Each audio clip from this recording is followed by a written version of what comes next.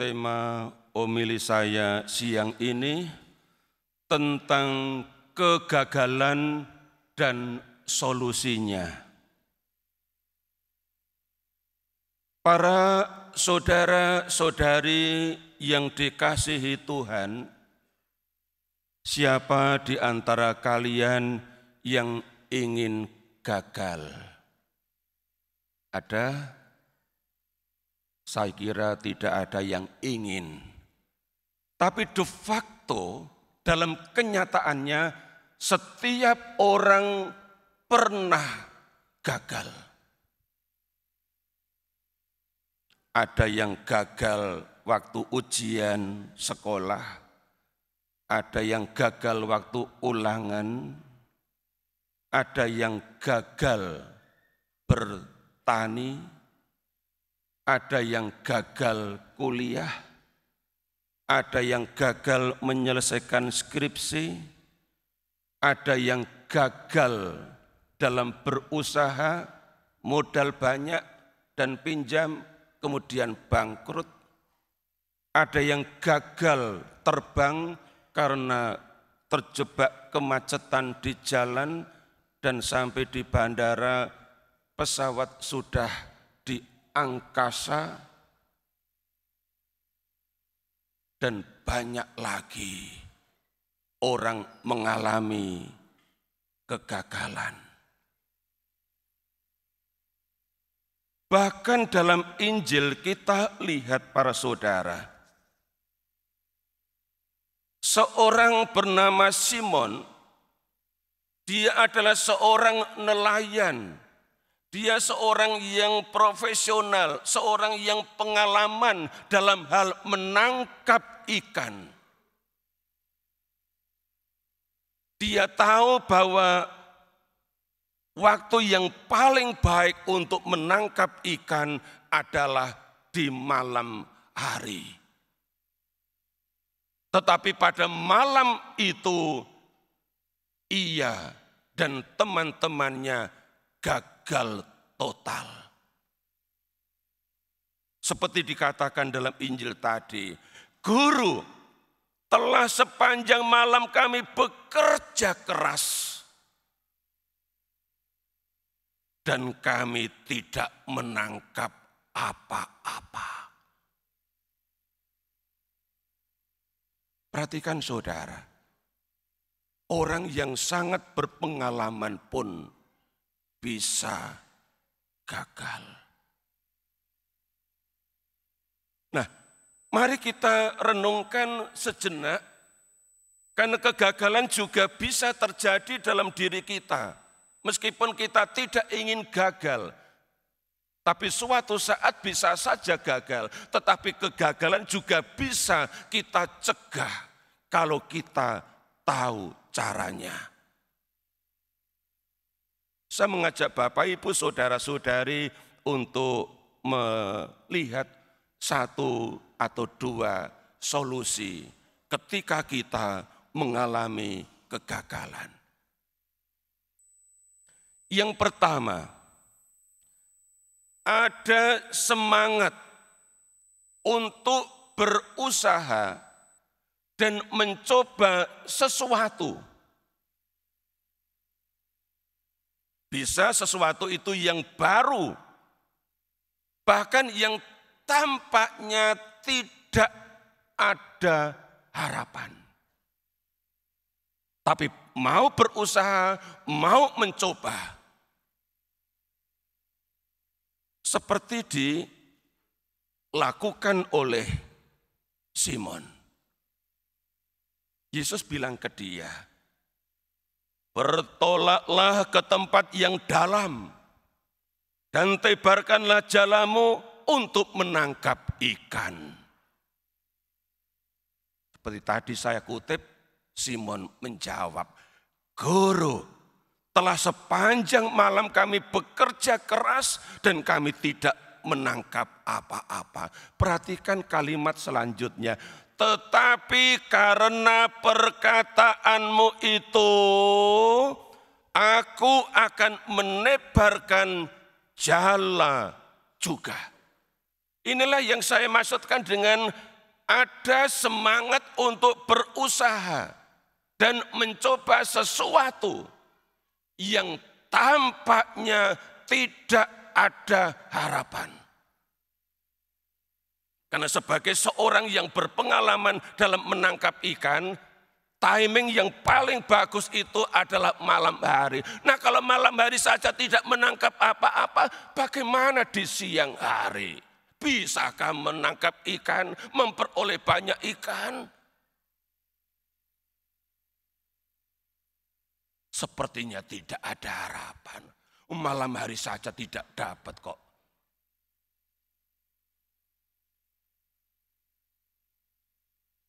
Tetapi karena perkataanmu itu, aku akan menebarkan jala juga.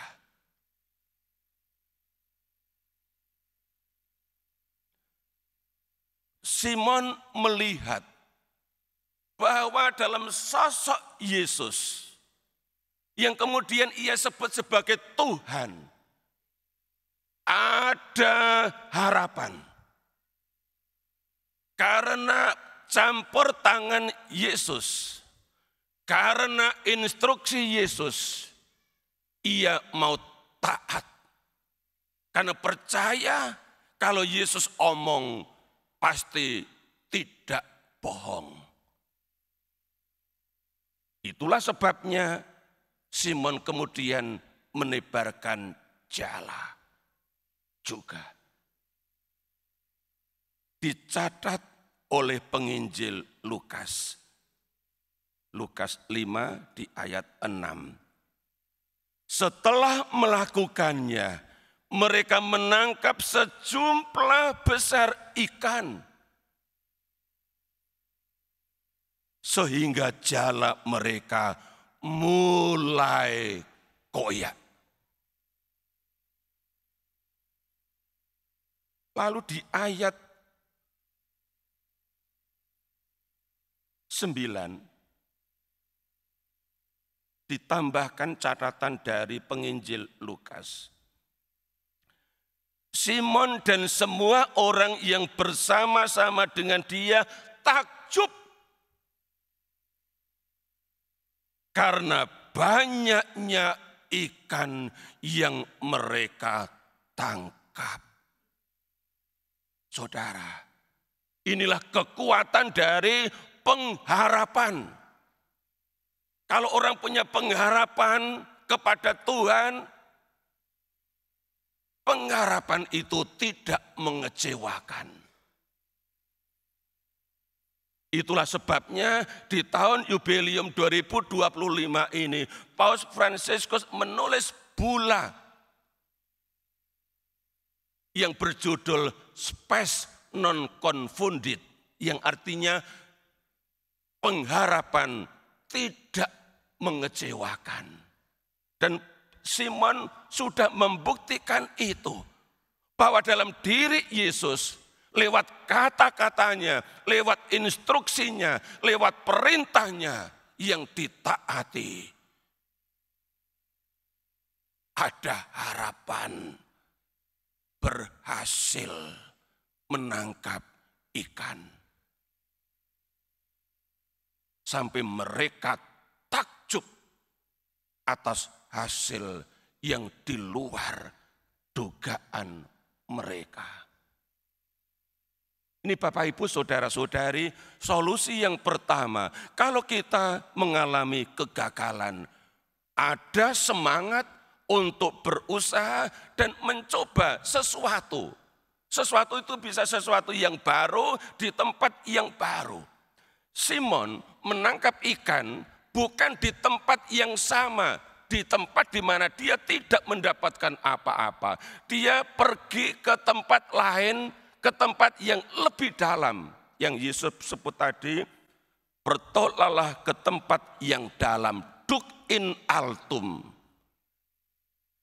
Pergi ke tempat yang dalam. Karena Yesus melihat, Yesus tahu di sana ada banyak sekali ikan.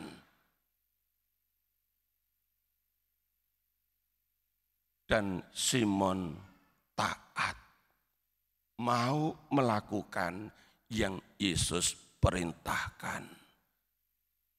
Kita perlu belajar dari Simon.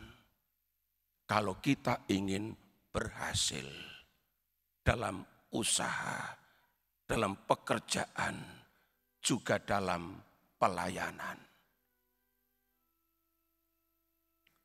Solusi yang kedua, kita pernah gagal, kita bisa gagal, dan kita tidak mau gagal. Maka sebagai orang-orang beriman, jangan pernah lupa berdoa.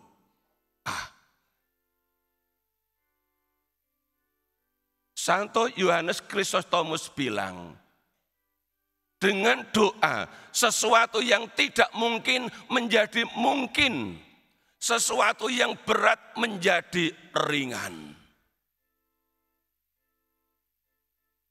Sesuatu yang mustahil bisa terjadi. Yang sulit bisa dikerjakan dengan lebih mudah. Maka seorang kudus namanya Santa Faustina. Dia pernah berdoa dan doanya ditulis dalam buku harian Santa Faustina. Dia berdoa begini. Aku mohon kepadamu ya Tuhan, agar Engkau selalu menyertaiku dan memberiku kekuatan. Karena Engkau dapat melakukan segala sesuatu. Sedangkan aku tidak dapat melakukan sesuatu pun dari diriku sendiri. Doa ini mengandung kekuatan. Doa ini mengungkapkan iman. Doa ini mengungkapkan kerendahan hati. Bahwa Santa Faustina bisa melakukan sesuatu apapun itu hanya kalau ada kekuatan yang dari Tuhan. Hanya kalau Tuhan menyertai dia. Karena hanya dari dirinya sendiri dia tidak dapat melakukan sesuatu apapun itu. Itulah sebabnya Bapak Ibu Saudara-saudari, pentingnya doa. Selain pujian dan syukur, juga doa permohonan. Karena dalam doa permohonan terkandung kerendahan hati bahwa saya tidak bisa melakukan apapun dari diriku sendiri. Bahwa saya bisa gagal kalau saya mengandalkan kekuatan saya sendiri. Tetapi kalau Tuhan yang menyertai, Tuhan yang terlibat, Tuhan yang campur tangan, Tuhan yang memberikan kekuatan, pasti ada hasilnya. Pasti akan berhasil seperti dialami oleh Simon dan kawan-kawannya. Mari Bapak Ibu, saudara-saudari yang dikasihi Tuhan, kita senantiasa menaruh pengharapan kita kepada Tuhan yang sanggup menolong kita karena kita lemah. Kita tidak bisa melakukan apapun kalau bukan karena campur tangan Tuhan. Persis seperti yang diseringkan oleh Paulus dalam bacaan kedua tadi. Saya ini lemah, tapi bisa bekerja lebih keras daripada yang lain. bukan karena saya hebat, tetapi karena kasih karunia Allah yang ada padaku, yang menyertai aku. Semangat seperti Paulus inilah yang perlu kita miliki. Dalam kerendahan hati, mari kita mengandalkan Tuhan dan rahmat-rahmat-Nya. Jika demikian, kita terhindar dari kegagalan. Kita akan berhasil bersama Tuhan dan karena Tuhan.